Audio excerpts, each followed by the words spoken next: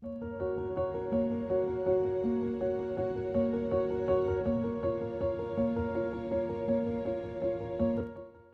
апай, біз алдыңғы сабақта кинематика бөлімін өткен едік қой. Сол кезде сіз бізге бір есеп берген едіңіз. Сол есепті мен түсінбей қойған едім, соны бір қайтадан қайталап жүрсек болады ма? Әрине болады, Ержан. Қазір көрсетейін, жалпы кинематика нені оқытушы еді?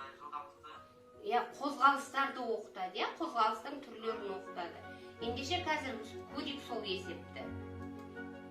Мына есеп қой. Міне график берілген бізге. Графигі дайын тұр. Сол жерден сан мәндері де көрсетіліп тұр. Осы графикке қарап отырып жылдамдықты табу керек болатын.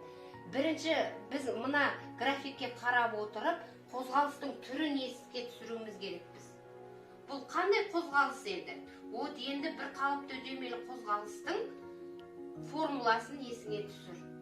Жылдамдықтың формуласын қалай табушы еді? V тең ес бөлінген т емес, папай? Апай, мұнда графикі сүйенетін болса, x екіміз мұнда қарап, ал x біріміз тең 0. Ал t екіміз 5 болса, t біріміз 0.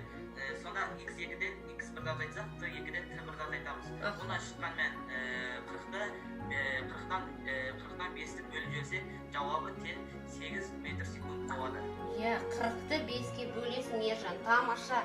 Келесі есепте жақсы шығарады деген үміттемін.